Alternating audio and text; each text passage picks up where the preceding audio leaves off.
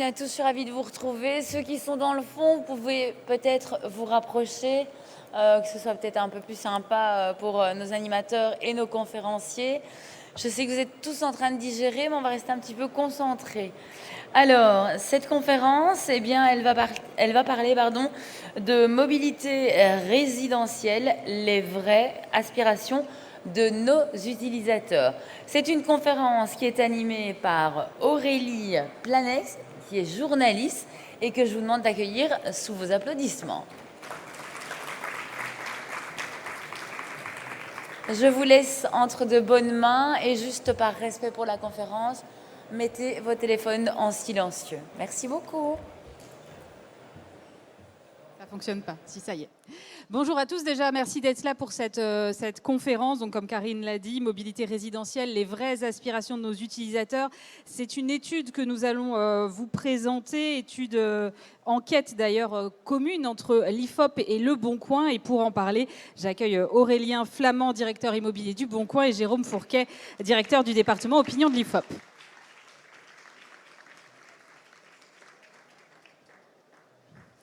Bonjour à tous les deux. Alors c'est vrai qu'on a entendu énormément de choses sur ce marché de l'immobilier, entre évidemment le post-Covid, la normalisation, généralisation du télétravail, l'inflation, l'énergie, beaucoup de facteurs qui en fait pourraient bouleverser complètement, potentiellement en tout cas, le marché de l'immobilier. Et donc on aimerait savoir un petit peu ce qu'il en est aujourd'hui réellement et surtout quelles sont les aspirations des Français, parce qu'on leur prête toujours plein d'intentions, mais on a du mal à savoir quelles sont ces aspirations réelles. Donc d'abord, avant de parler de cette étude concrètement, Aurélien, moi j'aimerais qu'on refasse un petit brief sur cette année 2022 de l'immobilier qui a encore été une fois assez particulière. On s'attendait à une normalisation, elle n'a pas eu lieu. Qu'est-ce qui s'est passé exactement, Aurélien ? Bonjour à tous. Oui, le moins qu'on puisse dire, c'est que le plan ne s'est pas passé comme prévu. On a eu un début d'année un peu chahuté sur la scène internationale. Non, cette année, elle est un petit peu particulière parce qu'on entend des informations qui sont un peu opposées. À savoir que finalement, la conclusion, c'est que les transactions immobilières sur 12 mois glissants atteindront un volume assez proche des volumes qu'on a relevés en 2021. Ouais. Donc ça veut dire qu'il n'y a pas du tout eu cet effondrement qu'on supposait. Mais on est un peu sur le syndrome de l'étoile, c'est-à-dire que la lumière qui nous arrive, c'est la lumière d'il y a 6 mois. Et que les résultats du troisième trimestre sont pour certains les concrétisations de projets qui avaient été amorcés avant le début de la crise ukrainienne. Et que là, ce quatrième trimestre auquel sont confrontés les professionnels, il est plus ancré dans la réalité du moment. Et je dirais que nous, ce qu'on perçoit à la fois sur nos contenus, on y reviendra, qui remontent, et ce que nos partenaires nous indiquent sur le durcissement du marché aujourd'hui, nous laisse attendre effectivement un premier semestre 2023 beaucoup plus compliqué. Alors, on va se pencher sur cette étude, donc mobilité résidentielle, les vraies aspirations de nos utilisateurs. Aurélien, pourquoi cette étude d'abord, et est-ce que c'est une première pour Le Bon Coin ? Alors, ce n'est pas une première, parce que la sortie du confinement, on avait décidé de conduire une première étude avec le Crédoc, l'objectif étant de voir si, avec tout le fantasme de départ des grandes villes, s'il y avait un véritable exode urbain.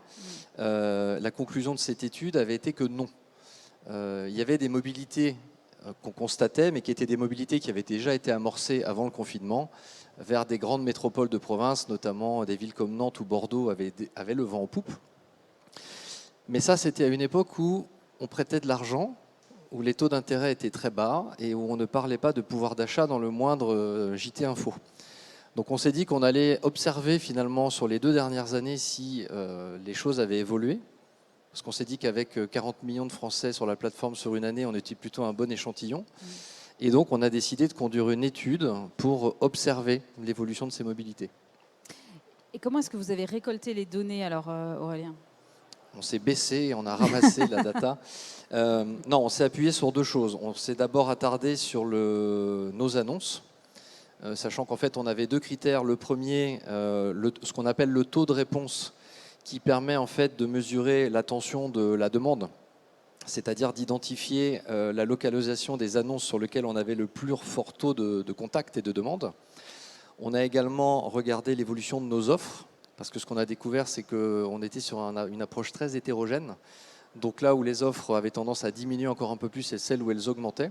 Et en parallèle de ça, pour une approche plus qualitative, on a consulté un panel de 7000 utilisateurs porteurs de projets pour comprendre ce qu'étaient les aspirations et les envies de mobilité. Alors justement, on va pouvoir rentrer dans le détail de ces résultats. Avec vous, Jérôme, d'abord, on se dit toujours, finalement, la propriété, c'est une sorte de Graal pour les Français. Est-ce que c'est toujours le cas ? Bonjour à toutes et bonjour à tous. Donc effectivement, quand on regarde les résultats de cette enquête qui a été menée auprès de 7000 personnes qui avaient un projet de déménagement, eh bien, on constate qu'avant le déménagement, on comptait que 48% de propriétaires et que après, parmi le sous-échantillon qui avait déménagé, on en compte désormais 60. Ah oui. Donc on passe de 48 à 60% de propriétaires. Donc clairement, le déménagement a comme une des premières motivations, c'est le changement de statut.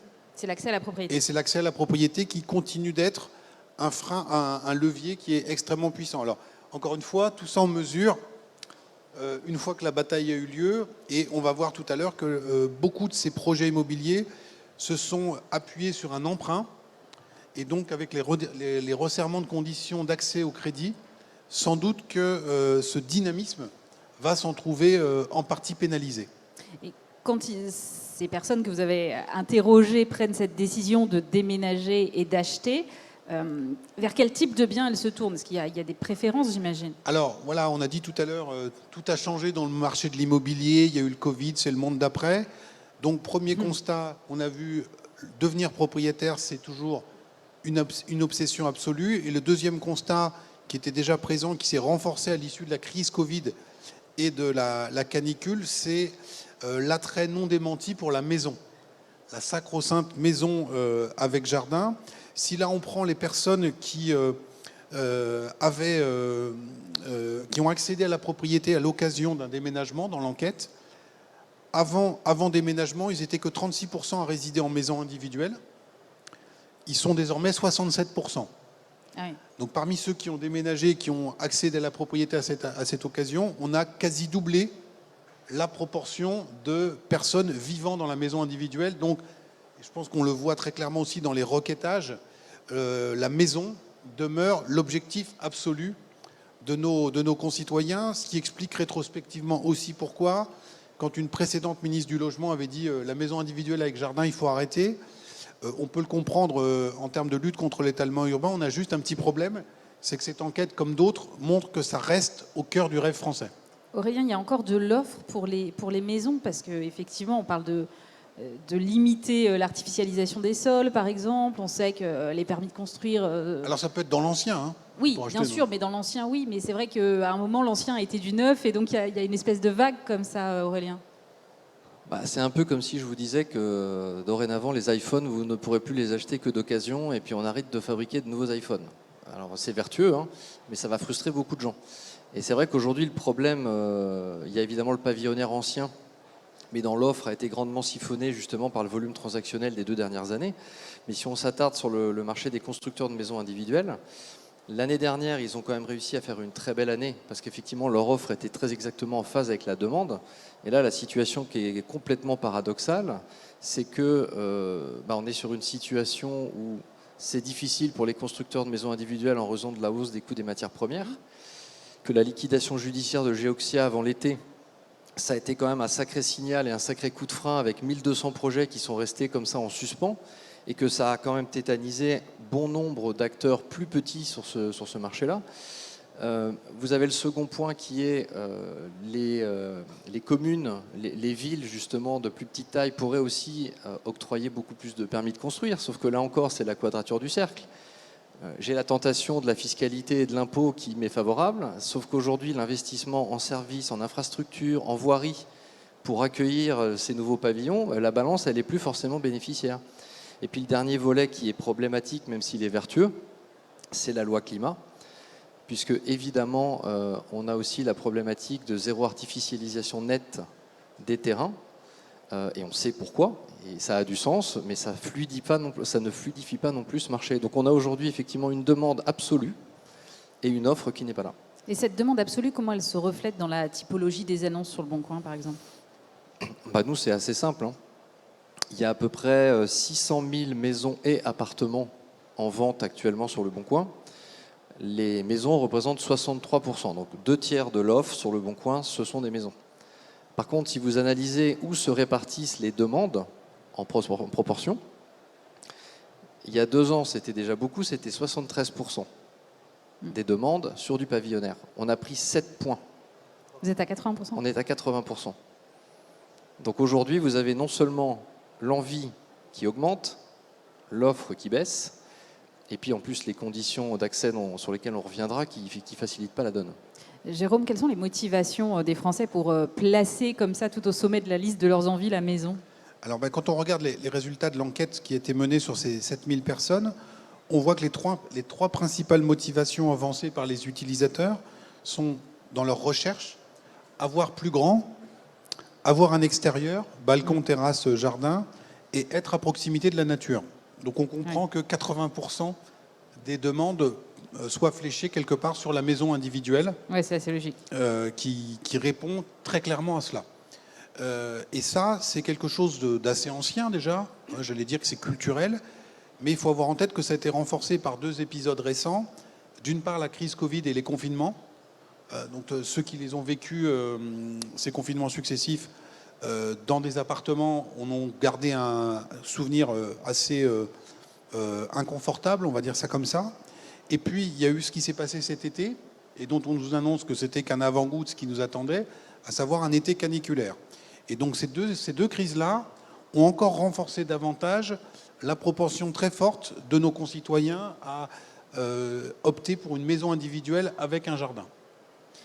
On le dit, cette étude s'est basée sur des utilisateurs qui avaient des envies de déménagement ou des projets de déménagement. Est-ce que ces déménagements, Jérôme, c'est l'objet de mobilité géographique, ou est-ce qu'on reste toujours dans le même secteur, dans la même ville? Alors c'est les deux. C'est les deux. En fait, on a 2 grands types de flux en termes de déménagement. Si on veut schématiser, on a un tiers des gens qui ont déménagé qui l'ont fait à moins de 10 km de chez eux. Moins de 10 km. C'est pas mal quand même comme proportion. Oui. Alors, typiquement, vous voyez ici en région parisienne, un compas à 10 km autour de chez vous, ça fait quand même... Ça fait assez large. Il y a une propension de choix qui est importante. Et puis, on a à peu près quasiment la même proportion, 32%, qui ont déménagé à plus de 100 km. Donc, un tiers des Français qui ont déménagé, c'est à moins de 10 km, on reste dans la commune. Et un autre tiers, là, on a fait le grand saut, on sort de la région quasiment, on a plus de 100 km. Et puis, le tiers restant, c'est entre 10 et 100 km. Et donc, on voit que on a à la fois des marchés qui sont très localisés, avec des tendances immobilières spécifiques à Paris, qui ne seront pas celles de la petite couronne, ni de la grande couronne, ni de la province. On a des choses très intéressantes sur les données du Bon Coin, sur ce qui se passe par exemple sur le littoral. Typiquement, le littoral atlantique, c'est un autre marché. Donc, on a des marchés qui sont très segmentés. Et on a aussi des typologies d'acteurs qui, elles aussi, sont segmentées avec un tiers qui se déplace très peu et un tiers qui fait le grand saut. Et donc, tout ça peut répondre à des logiques différentes, un départ à la retraite, par exemple. On parlera peut-être tout à l'heure du télétravail. Oui, j'allais vous poser la question. Le télétravail, ça pèse. Est-ce qu'on peut l'estimer d'abord? Alors, dans l'enquête, on voit que ce n'est pas ce qui revient comme motivation première des déménagements. Néanmoins, c'est un facteur supplémentaire qui a pu mettre en mouvement une partie de la population. Et on va avoir là, typiquement, si je caricature, 2 profils sociologiques, des cadres qui télétravaillent avec un haut niveau de revenus, qui, eux, vont se dire, par exemple, moi, je fais le grand saut, je télétravaille 3 à 4 jours par semaine. Donc, typiquement, je quitte la région parisienne et je vais m'installer en province. Donc, ils vont être dans ces plus de 100 km. Et puis, on peut avoir les collaborateurs de ces cadres qui, eux, télétravaillent à la même proportion de jours par semaine, mais qui n'ont pas le même pouvoir d'achat immobilier et qui vont opter pour un déménagement dans une aire urbaine qui va rester la même. Typiquement, je vais aller m'installer 2 ou 3, 4 stations RER plus loin, ce que je n'aurais pas pu faire avant le télétravail, parce que ça voulait dire 1 heure de trajet en plus par jour, et donc j'ai déjà énormément de trajets. Maintenant que je ne dois plus venir que 2 fois par semaine, par exemple, ou 3 fois par semaine au bureau, et ben peut-être que la chambre supplémentaire ou le jardin auquel j'aspirais, il est à portée de main maintenant, mais dans un rayon de 10 km, 15 km de là où j'habitais historiquement. Donc ce télétravail n'a pas un rôle central dans les déménagements, Et quand il en a un, il va varier selon le profil sociologique des personnes interrogées. Aurélien, évidemment, les professionnels de l'immobilier, leur but, c'est d'aider les Français dans cette quête de mobilité. Quel rôle est-ce que vous jouez, vous, là-dedans? Moi, mon rôle, c'est d'aider les professionnels de l'immobilier, donc ça tombe bien. Nous, notre rôle, et je le répète à chaque fois, c'est l'intermédiation. C'est l'intermédiation. Et ce qui est intéressant dans les résultats de ces études, c'est qu'on constate bien que de plus en plus, le particulier vendeur et son futur acquéreur ne sont pas du tout au même endroit. En tout cas, dans près de 40% des cas, à plus de 50 km, on est sur un secteur qui n'a rien à voir. Donc c'est vrai que notre rôle de plateforme, de portail, qui permet d'avoir une vision très exhaustive sans prendre en considération le paramètre distance.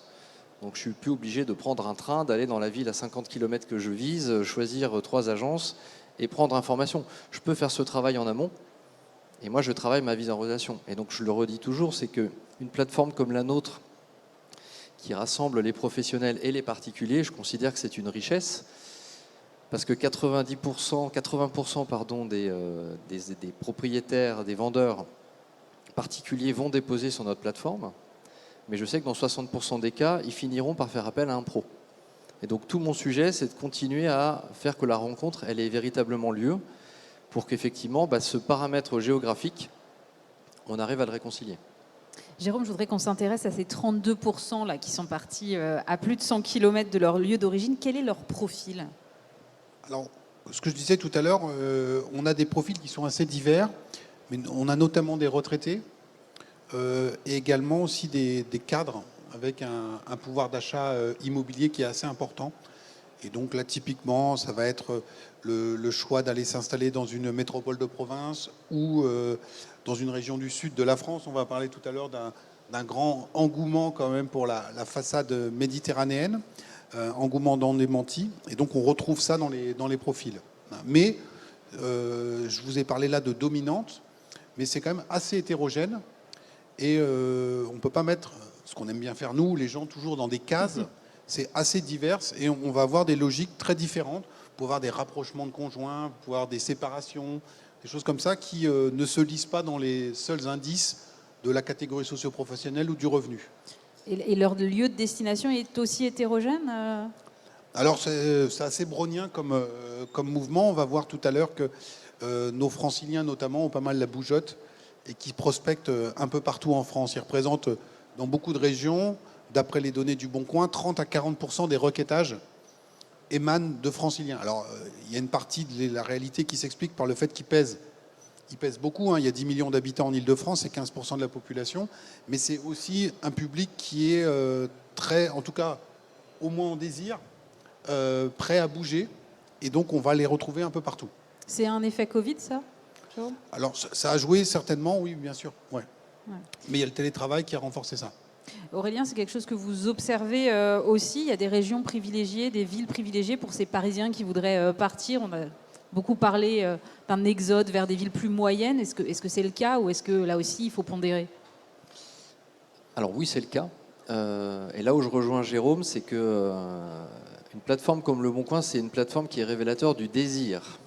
Parce qu'on reste aussi une plateforme e-commerçante et donc qui dit consommation dit envie, dit désir. Bien sûr. Quand on est sorti du premier confinement, il y avait beaucoup de désir et donc fin août 2020, on avait 17 millions de visiteurs uniques dans la catégorie IMO. On s'est dit, il se passe un truc. Bon, c'est pas pour autant que tous ces gens-là ont acheté. Là, c'est un petit peu la même chose. C'est-à-dire que si on observe la demande, si on observe effectivement l'attractivité des annonces et où elles se situent, c'est là qu'on a eu la surprise de découvrir, on le verra un tout petit peu plus loin, que les petites villes, voire même les zones rurales, créaient un attrait tout particulier. Et que si on classait effectivement là où on avait la plus grosse évolution de la demande, c'était sur ces secteurs-là. Donc on s'est dit, tiens, notre exode urbain est arrivé. Bon, pas tout à fait, parce que on a simplement élargi le cercle autour de certains pôles urbains, mais en tout cas, ça se dégageait sur des zones. Et après, j'ai discuté avec une agence ce matin qui était basée dans l'Est. Bon, on était d'accord pour dire que pas de bol, ça fait pas partie des secteurs petites villes qui étaient plutôt ciblées. Et on s'aperçoit quand même que la côte atlantique, la région PACA, donc tout le littoral en fait. Et puis à côté de ça, le Rhône-Alpes restait quand même les secteurs les plus prisés. Et puis on constate surtout, si on regarde cette fois les agglomérations de province, que là, on ne peut plus parler avec des données génériques nationales. C'est-à-dire que d'anciens pôles d'attraction, comme pouvait l'être une ville comme Lyon, par exemple, Oui. et ben aujourd'hui, il y a une baisse de la demande sur une ville comme Lyon. Alors qu'à l'inverse, on regardait dans le premier semestre, une ville comme Pornic, en Loire-Atlantique, Oui. a pris plus 6 points dans son attractivité, et Marseille, qui est un peu la star du moment, a pris plus 10 points dans son taux d'attractivité. Ah, donc c'est pas une question de taille alors. Non. Alors pas que, on voit sur ce graphique la localisation dans l'échantillon de 7000 personnes avant-après déménagement. Parmi ceux qui ont déménagé, on voit qu'on a une stabilité sur les grandes villes et les villes moyennes de la proportion, c'est à peu près 30%, 15 et 15. On voit une baisse dans les grandes métropoles, moins 7 points. Et puis, comme ça vient d'être dit, la proportion des petites villes, plus que les campagnes, les petites villes, 2 à 20 000 habitants, qui a pris 6 points. Donc il y a quand même un phénomène de taille de commune qui joue. Mais derrière tout ça, il faut encore affiner géographiquement, régionalement, avec effectivement des facteurs d'attractivité qui vont être très divers et qui sont liés à 2 paramètres qu'on connaît bien, qui sont la proximité de la mer et la météo. Et donc on a les villes du littoral atlantique et parce que Pornic c'est quand même pas une métropole, mais pour les métropoles, on voyait que sur les données de requêtage du Boncoin, Montpellier, Nice et surtout Marseille tiraient très bien leur épingle du jeu, alors que des villes comme Bordeaux, Nantes ou a fortiori Lyon étaient davantage en souffrance. Donc oui, il faut regarder les choses par taille de commune. Mais ensuite, ça ne suffit pas. Et donc, on a des micro-marchés qui se structurent avec des attractivités qui sont très particulières d'un territoire à un autre. Et les franciliens, dans cette prospection-là, ils regardent partout ou ça reste alors, les très franciliens, littoral? on va voir sur peut-être la slide suivante, ce que je vous disais tout à l'heure. Là, vous avez sur la plupart des grandes régions françaises le poids des franciliens parmi les gens qui consultent des annonces dans la région concernée. Donc, typiquement, le centre Val-de-Loire, 40% des gens qui ont consulté une annonce dans le centre Val-de-Loire résident en Ile-de-France. Alors, vous allez me dire, ça tombe bien, on n'est pas loin. C'est un peu le jardin des franciliens. La Normandie, un peu comme la Normandie, oui, la c'est ce que j'allais vous Normandie, dire. 38, Bourgogne-Franche-Comté. Mais vous voyez que la Bretagne, un tiers des franciliens, un tiers des gens qui consultent sont franciliens. Et on est sur des taux qui sont de près de 30% encore en PACA. Alors, vous savez qu'à chaque fois, on dit, partout où vous baladez en province, on dit, c'est un salaud de Parisien qui a acheté. Donc le Parisien ou le Francilien, il a le dos large. Mais il y a un fond de vrai dans cette légende urbaine, c'est qu'ils sont quand même très, très présents sur de très nombreux marchés. Aurélien, quel rôle est-ce que peut jouer le Boncoin dans cette envie de mobilité de ses utilisateurs, pour le coup? Tout à l'heure, on parlait des professionnels, mais là, des utilisateurs particuliers. Bah déjà, moi, ça me donne très envie de creuser, parce que sans avoir l'ambition de dire qu'on peut avoir une approche un petit peu prédictive, ce qui est quand même intéressant, c'est que l'évolution des tendances, l'évolution des contenus, l'évolution de la demande, puisque là, on est allé à rebours sur 2 ans, on a vu des trajectoires se dessiner bien en avance. Et on les retrouve aujourd'hui, notamment sur l'évolution des prix au mètre carré, avec l'explosion de certaines villes et le déclin d'autres. Donc on se dit qu'il y a déjà ce rôle à jouer en se disant, mais finalement, est-ce que déjà l'évolution de nos contenus, de l'attractivité, ne peut pas nous donner des indicateurs? Après, notre rôle, c'est toujours la même chose. Vous l'aurez compris, de plus en plus, être une plateforme nationale, bah, c'est essentiel de donner une offre exhaustive à voir en un clic. Le second point, on a toujours eu cette culture d'être très granulaire dans la collaboration qu'on avait avec nos porteurs de projets, donc que ce soit les particuliers, mais tous les professionnels. Donc on descend très très bas dans les strates de population et notamment dans les communes rurales. Donc je peux supposer qu'on a une offre qui peut quand même correspondre aux envies. Et puis après, je dirais simplement et tout bêtement la puissance, c'est-à-dire que plus vous aurez d'audience autour d'une offre, plus normalement vous allez réussir à satisfaire tout le monde. Pour concrétiser une offre d'achat, évidemment, l'un des enjeux clés, c'est le financement, Jérôme. Et est-ce que vous avez regardé ça? Est-ce que l'emprunt est toujours largement en tête des modes de financement? J'imagine que oui, mais... Oui, alors ce qu'on va voir sur cette slide-là, hein, le constat est sans appel. Dans notre échantillon de 7000 personnes, parmi ceux qui ont concrétisé leur projet immobilier, qui ont acheté, 71% de ces acquéreurs ont eu recours à l'emprunt, hein, ce qui est massif. Et là, quand on regarde par catégorie, il y a un clivage générationnel qui se fait jour. C'est-à-dire qu'il n'y a que les 65 ans et plus qui sont relativement solvables, qui sont à peine 50% à avoir recours à l'emprunt. Mais en dessous de 65 ans, c'est des taux de 80%, voire davantage, de recours à l'emprunt. C'est quasi systématique et automatique dans toutes les catégories d'âge actives. Et donc, c'est pour ça que le renchérissement du coût de crédit va fatalement avoir un effet limitatif sur la dynamique du marché. Quels sont les critères déterminants pour avoir recours à un emprunt?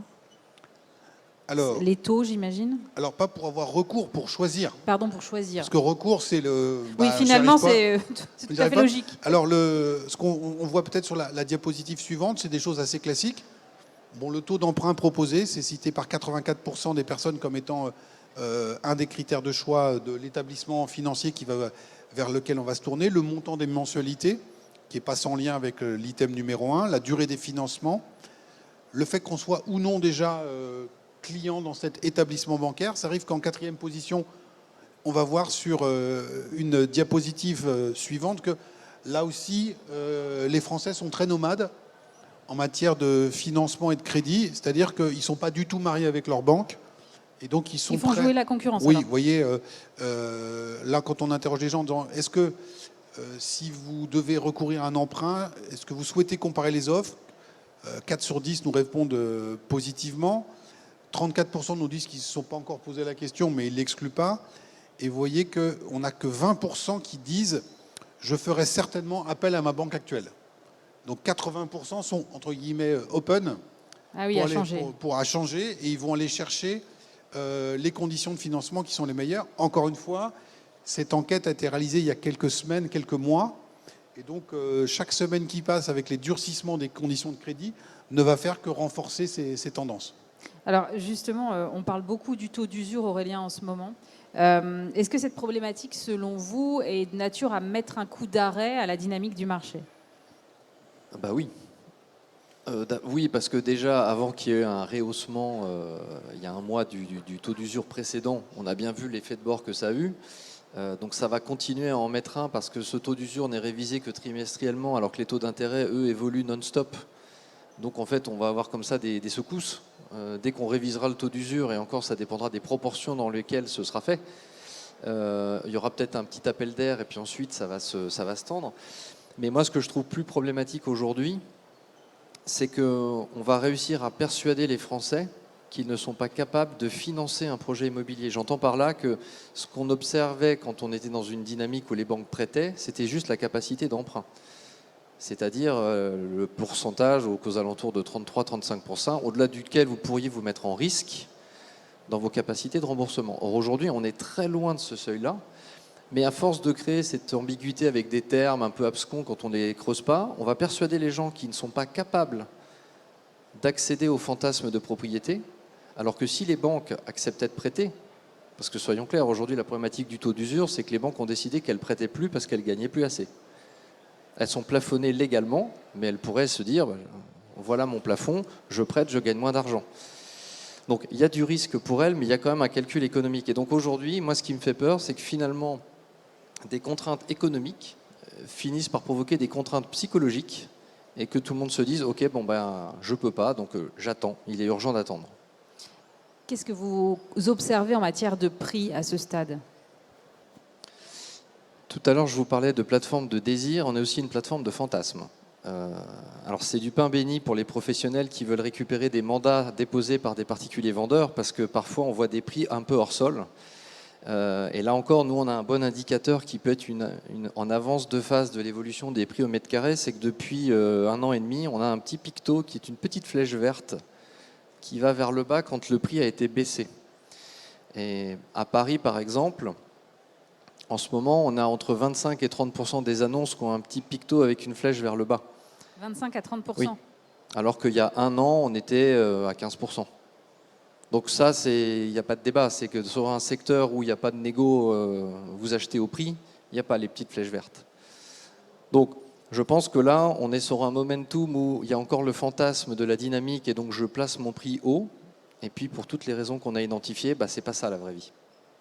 Et j'imagine que la situation est différente ailleurs qu'à Paris, parce qu'on sait que le marché parisien est assez particulier pour le coup. C'est la résultante de toutes les trajectoires dont on vous a parlé. C'est-à-dire qu'aujourd'hui, j'ai pas beaucoup de flèches vertes à Marseille. J'en ai plus à Lyon. J'en ai beaucoup à Paris.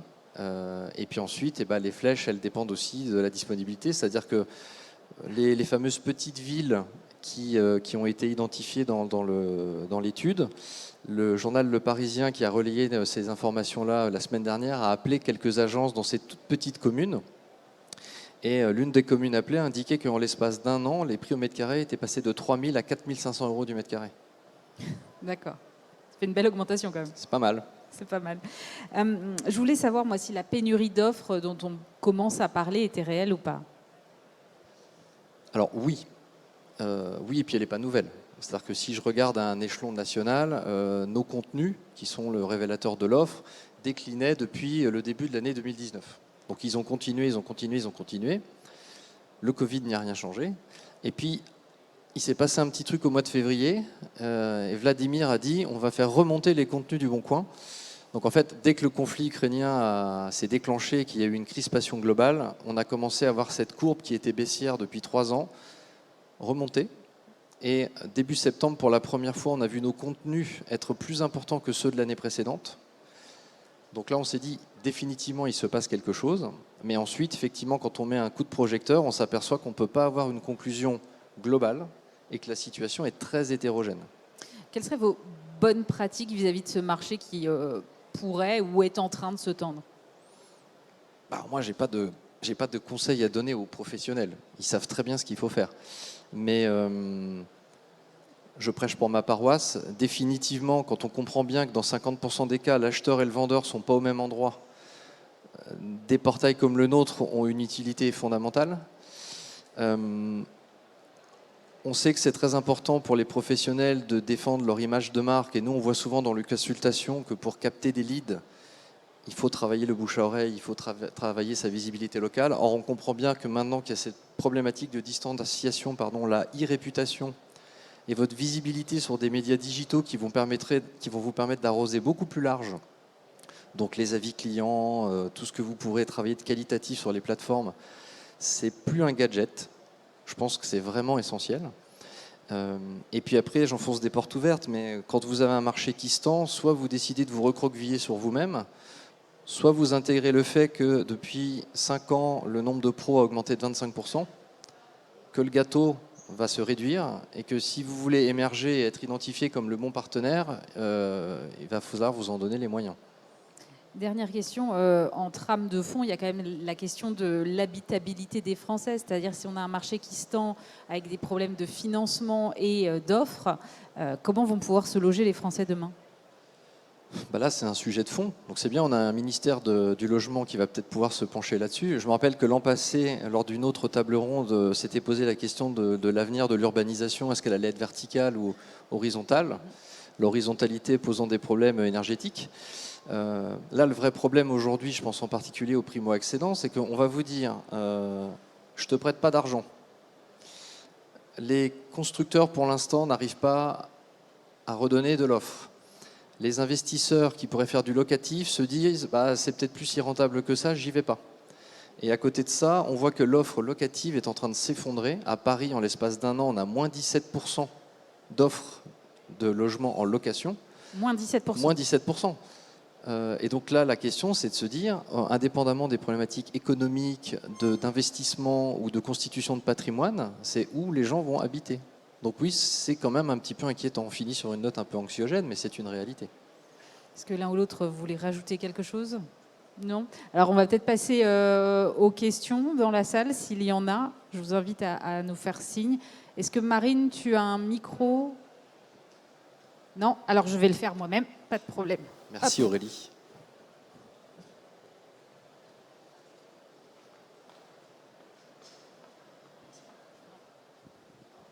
Merci, bonjour. Jean de Balincourt, je suis président de Lokizy, une société qui fait de la location meublée longue durée, et je trouvais très intéressant les données que vous nous avez données pour mettre en perspective justement les critères de mobilité. Il y a aussi une antichambre à l'acquisition en région ou en micro-marchés régionaux que sont la location, on va dire un intermédiaire entre le déménagement et l'acquisition finale. Mais il y a une question, alors j'ai loupé les 2 premières minutes de votre intervention. Vous avez parlé des critères du climat, de l'attractivité évidemment qui est autour et de toute l'attractivité faite par les régions, mais on n'entend pas le mot emploi, puisque c'est quand même aussi un critère de, malgré le télétravail, des bassins d'emploi, puisque aujourd'hui les régions investissent beaucoup dans l'attractivité justement des régions. Donc, puisque c'est un critère aussi permanent d'être au croisement de cette mobilité-là. Voilà. Merci. Merci. Alors effectivement, c'est un paramètre qui peut jouer, mais qu'il faut qu'on module un petit peu dans la mesure où on a quand même une part importante des acquéreurs qui sont des inactifs, qui sont retraités.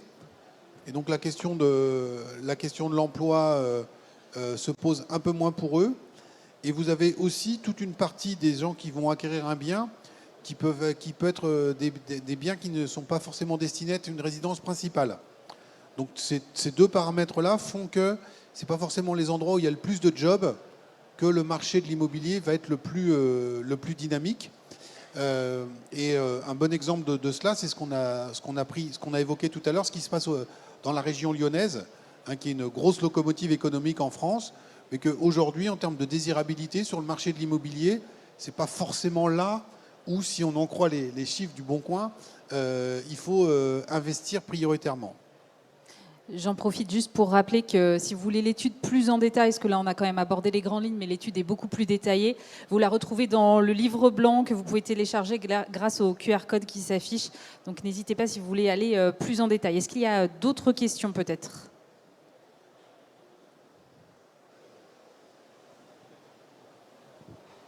Bonjour, merci beaucoup pour l'étude. Je me posais juste la question par rapport au marché locatif. Est-ce que du coup, c'est les tendances que vous présentez sur la vente de biens, vous retrouvez ces mêmes tendances de migration vers la partie locative? Alors c'est vrai que là on s'est beaucoup penché sur la problématique de l'acquisition. Là pour le coup, la problématique du locatif, pour toutes les contraintes que j'ai exposées en conclusion, je pense que ça va être véritablement déterminé par l'offre. Si on prend l'exemple de notre région Île-de-France, je pense que malheureusement, on ne va pas du tout être sur une mobilité choisie. On va être sur une mobilité subie en essayant de trouver, par rapport à ses aspirations, la situation périurbaine qui permet de répondre au mieux aux critères qu'on s'est fixés. Mais il est probable qu'on n'en arrive pas aux mêmes conclusions et qu'on n'arrive pas aux mêmes villes en termes de désirabilité. Quelqu'un d'autre pour une question ? Non. Eh bien, parfait. Eh bien, je vous remercie d'avoir assisté à cette conférence proposée par Le Bon Coin et l'IFOP. Merci Aurélien Flamand, merci Jérôme Fourquet. Merci à tous. Beaucoup.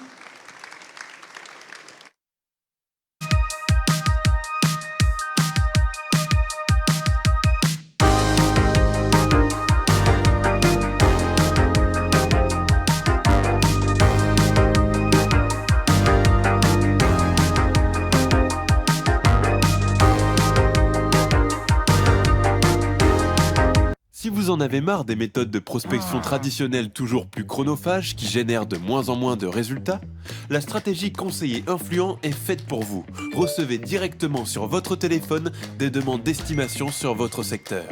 Qualifiés par nos soins et transformés en rendez-vous vendeur directement pris dans votre agenda. Tout ce qu'il vous restera à faire sera de vous rendre en rendez-vous vendeur avec votre plus beau sourire. Rendez-vous au stand C66 pour découvrir la stratégie conseiller influent.